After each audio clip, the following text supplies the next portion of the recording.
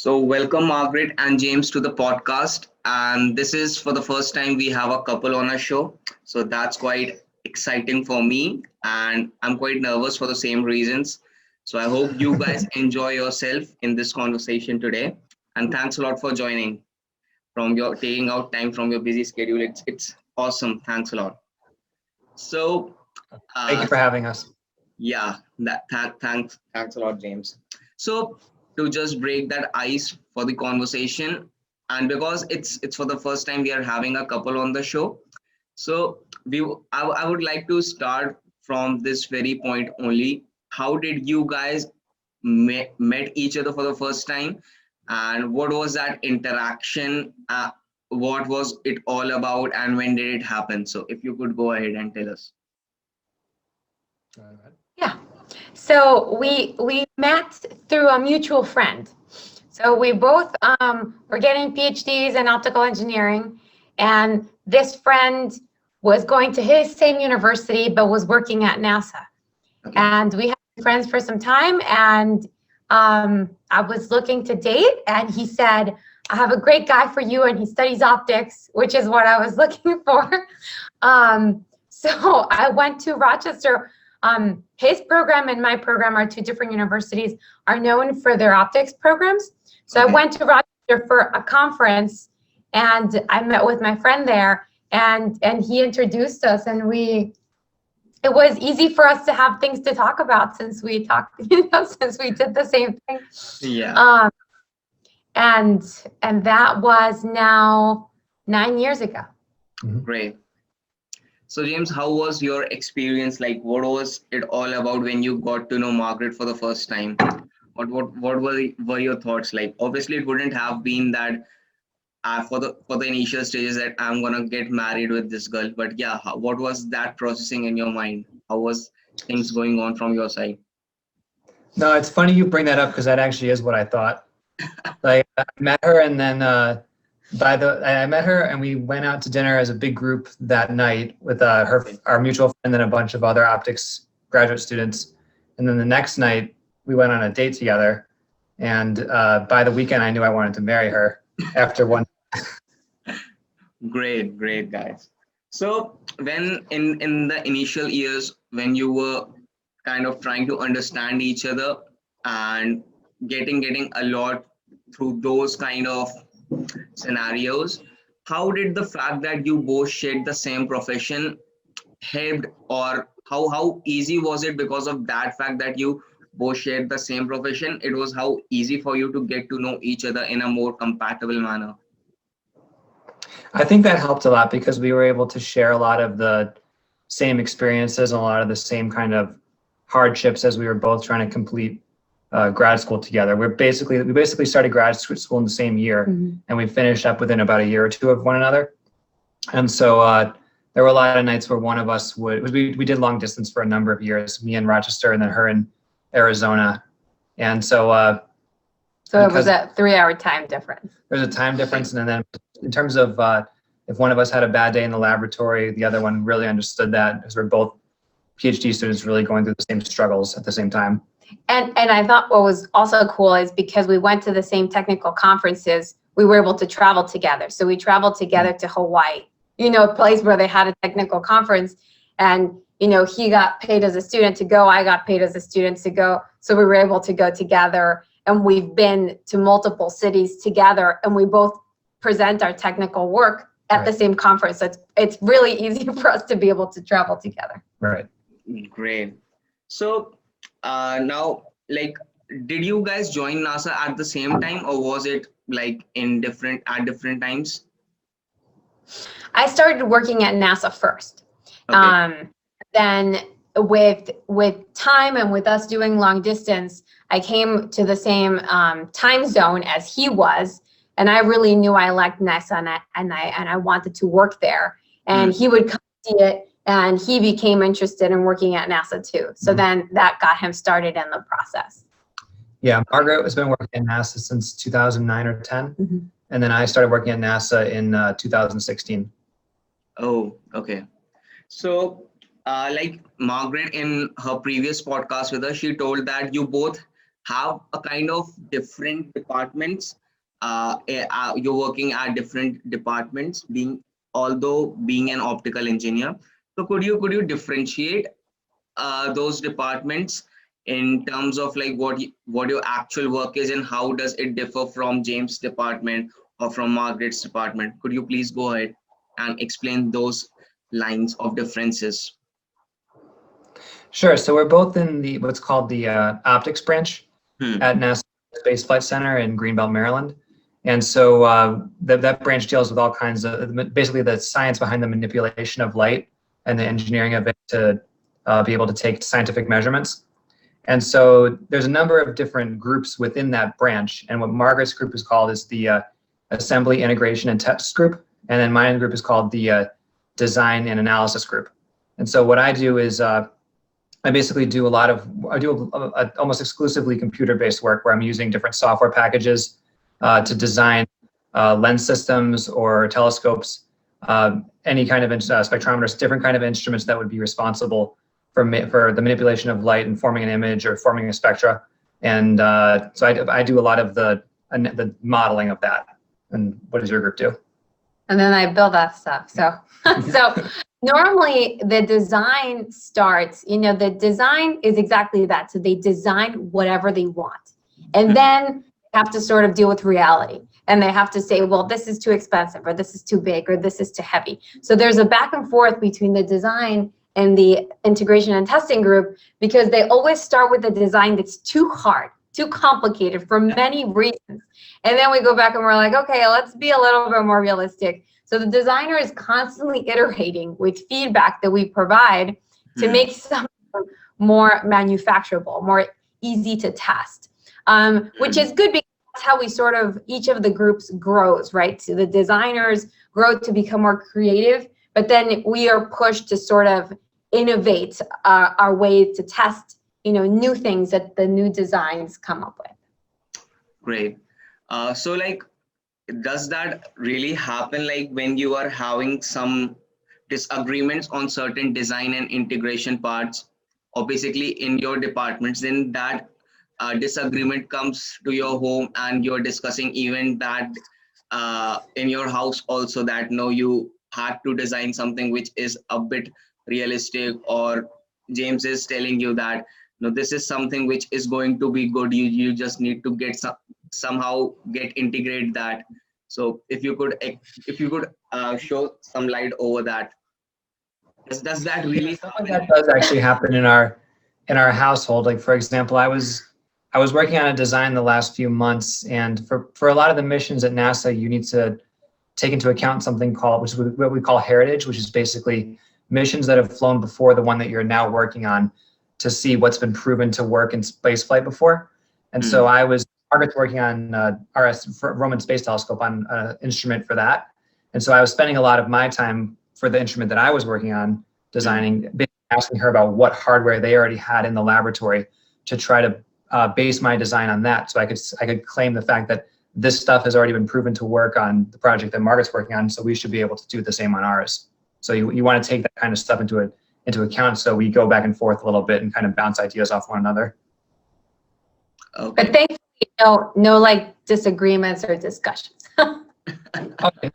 No arguments. It's more like it's a learning process where I don't know, for example, if they can realistically make a lens out of this material, this many centimeters in diameter, and Margaret sometimes has some experience with that because she has them in the laboratory and she can tell me how much they cost from the vendor she bought them from, and that kind of thing is very useful for me to try to make the best design possible. So also, like, do you guys actually try drawing a line between professionalism, your professional word, and your personal life? Because it kinds of, when you are in the same profession, it kinds of merges, and that line somehow disappears when you are from the same profession, what I feel.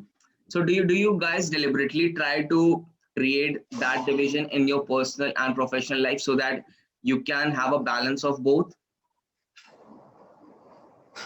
No, no. I think, especially now during the pandemic, right, where we're Well, he's home all the time, and Mm. and now it depends on the weeks. I've been mostly at NASA, but since we're working all the time, we talk about work all the time. So we don't, but I don't think we care. It's just it's nice because whatever thought comes to mind, we can just talk about it, during breakfast, Mm. lunch, or if we're having dinner and lunch together that day.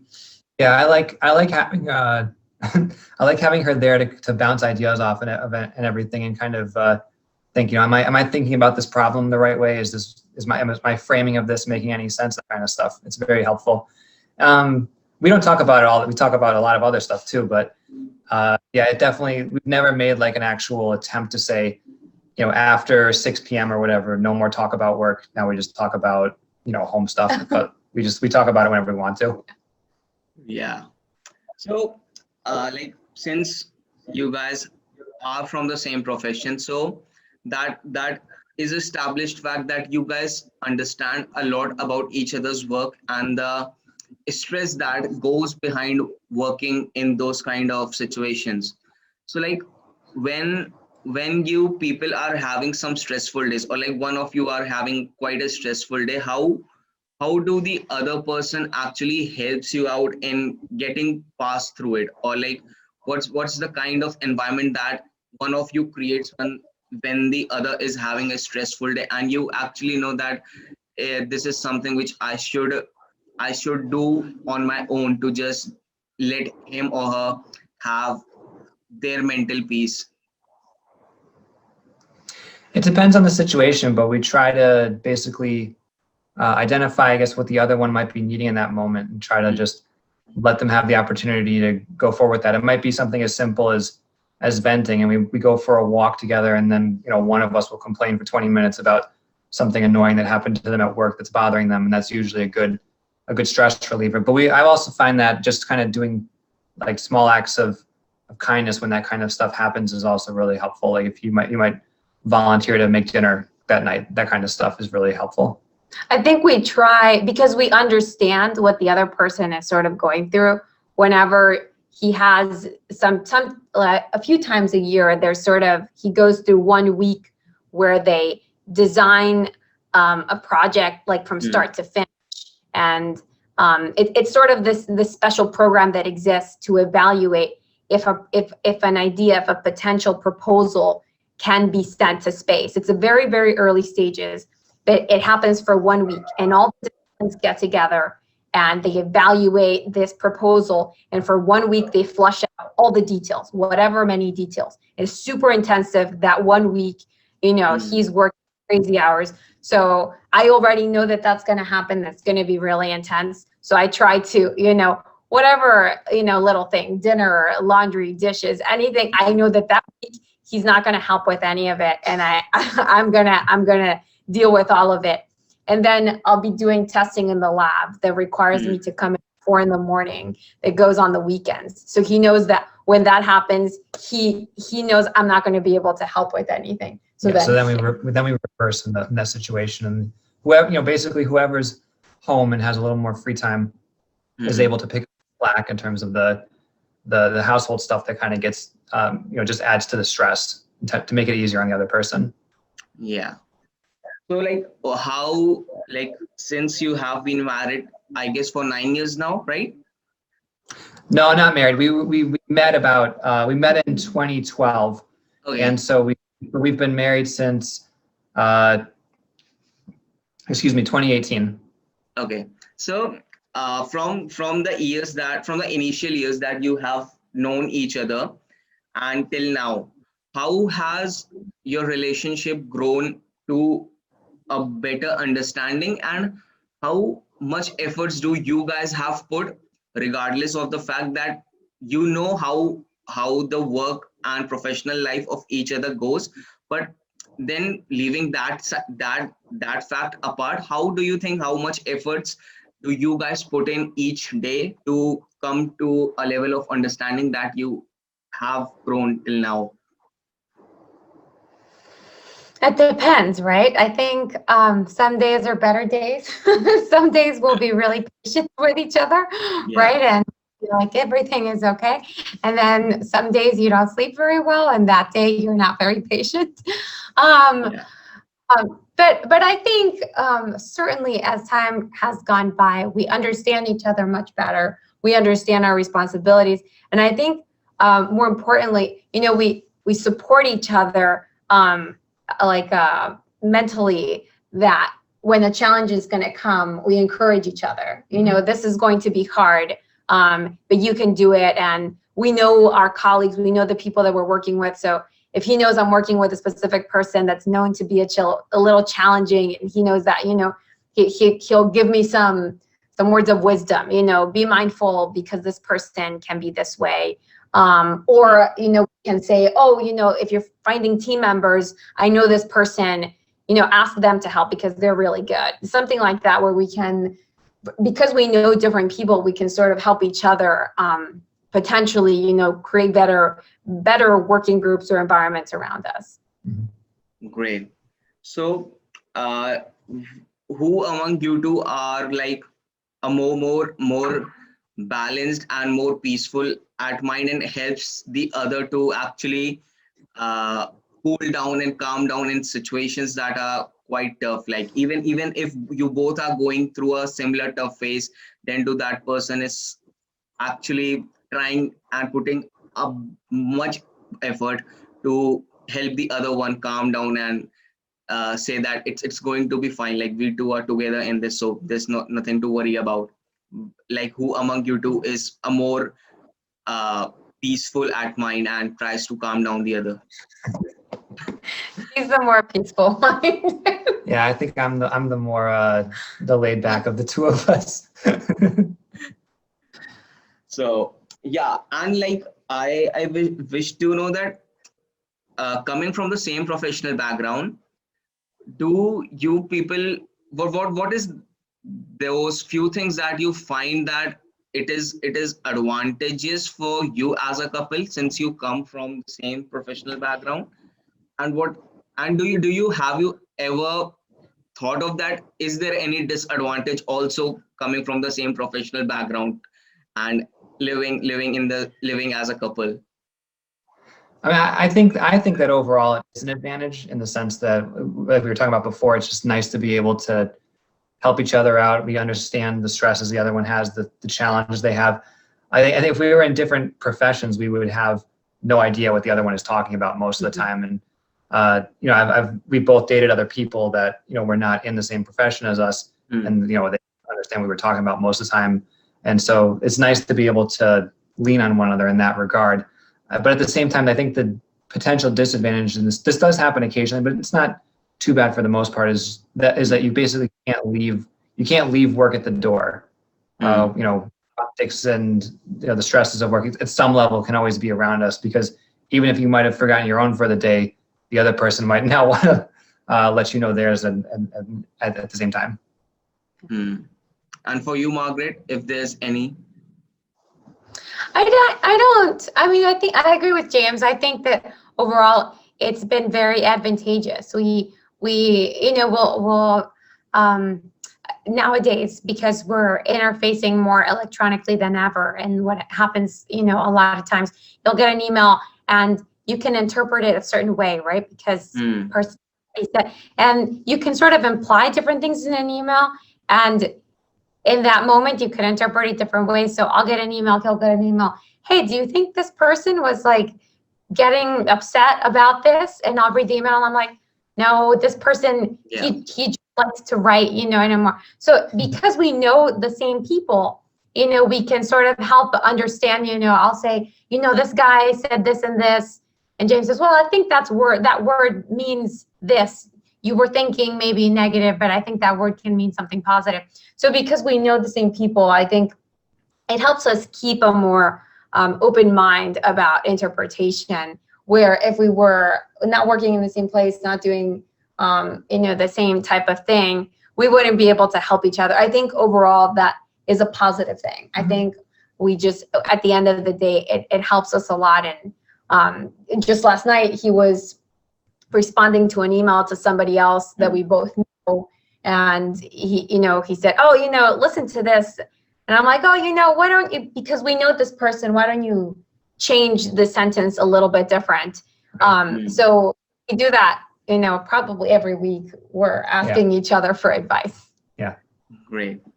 So, what's your favorite pastime or a hobby that you guys really enjoy doing together in your free time whenever you have that?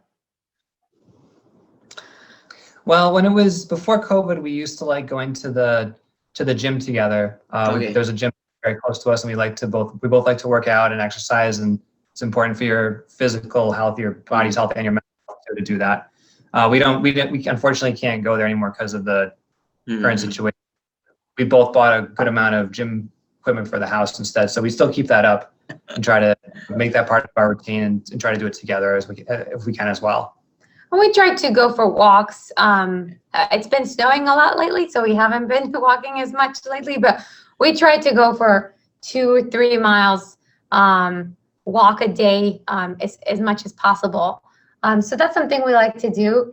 It is not James's favorite thing to do, but he's always a good buddy. I like to do a lot of outreach to middle school girls, recruit them, and who else can do it better than somebody that knows optics too, right? So I recruit him whenever I get invited, and I'll be like, oh, I'm gonna bring another buddy to talk about optics, and it always goes really well.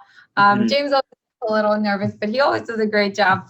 And so he's always very gracious, and he accompanies me to some of these events, and we always end up having fun. It ends up being a good thing. Being good. Yeah. So how has been the lockdown period for you guys in terms of knowing each other, because a lot of things got stayed, and like you had more time to spend with each other, and then how has been your managing of your professional life and your personal life, because there was a lot of that demarcation of personal and professional life getting lost when there was a lockdown. So how did you guys actually manage to keep that and handle that situation in some sort? We're still trying to figure it out, I think. We're very, very lucky that before the pandemic started, we had bought a house, and so we have more space. We just moved 2 months before. 2 months before shutdowns. So that was good for different reasons. One of them was that we have space where we can be separate. He'll be downstairs and I'll be upstairs, and we can have our own time moments of the day. But something else is that there's also like a lot of little projects on the house that we can do. So especially now that we sort of want to stay home and try to avoid social gatherings, it's a good time for us to be able to do different projects in the house. So it's been a good opportunity, and that's been really advantageous. I think we're still, it's still hard, to try to find that balance when we were used to going to work. But I think we've been doing okay. Of course, there's some days where we both get a little impatient, but I think overall it's been going well. Yeah, and actually one thing that we've actually been able to do together more now that we're home with COVID is we've been starting to cook more a lot together. We cooked before this, but now we've really tried to explore new recipes and really try to basically take advantage of that extra time together, and also the time you don't have to spend on the road anymore, commuting back and forth to work. Okay, so who's the better cook at house? Like you, or are there specific dishes which that Margaret is going to cook awesome, or like James is going to be great at it? So, or like is there only one king of the kitchen, like something that sort of? No, I think that what you said before is more accurate. I think we both cook, and we both cook like special or separate things. Like I'll make like salmon or sea bass or something like that, or risotto, and she'll make like she makes very, very good banana bread. I love it. She makes a lot of good desserts. Yeah, but I think he enjoys cooking more than I do. So he'll he'll be a little bit more creative and he'll be more adventurous. He'll want to try something new. And I'll be okay with doing the same thing and he'll want to try something new. Wow. So now this is the last question which I'm gonna put to you guys. What do you think? To like Margaret can answer this separately and James can answer this separately. Now, what is some of the things that you individually think that has actually helped your relationship grow into a better relationship day by day, despite the fact being that you are in such a profession that requires a lot of effort and a lot of things from your side and a lot of and consumes a lot of your time. So what are those things, those integral values which you guys bring to that relationship that has helped you to grow into such a beautiful couple? Oh, thank you. I don't know. Do you want to go first? I think we're still trying to figure it out, right? I think we complement each other really well with our personalities because James is much more patient and more quiet. I'll be talking a lot sometimes. James, A lot, all the time. I think part of that is our cultural differences because we have a different background. And I grew up with a lot of sisters and we're always just chatting. And James is just not like that. So that's really good because we complement each other in that way. I'll also be a little bit more extroverted and he's more introverted. So I also think we balance each other well in that sense. And we just, even for work, even though we're still in the same field, we just focus on different things and we sort of have different strengths. And I think that's good for us because it also strikes a good balance that, you know, we're sort of known for doing different things. So that sort of also keeps our individuality, I think. So I think that overall and I think we also sort of push each other outside of our comfort zone. I think we are constantly pushing each other outside of our comfort zone. And I think that's allowed us to grow. We have now more experiences because we constantly want to try something different. And we always are willing to try something different together. So that's been a good thing. Yeah, absolutely. Yeah, before I met Margaret, I had never traveled outside the country before. And so she's a big traveler. And so she pushed me to do that. But I also think that in terms of just our relationship growing, we've done a much better job over the years of being a lot more honest in our communication and telling the other one, you know, don't play games with me, just tell me what you want and then we'll talk about it, we'll figure it out together. And that's helped us a lot to just make clear lines of communication with one another. Well, thanks a lot, Margaret and James, once again for joining in the podcast. I hope you guys enjoyed a bit yourself and going through those parts of your life. And thanks a lot for joining, Margaret and James. It was great talking to you. Thank you so Thank much, you so Tushar. much. We appreciate the opportunity and the invitation. Thank you. Thanks a lot.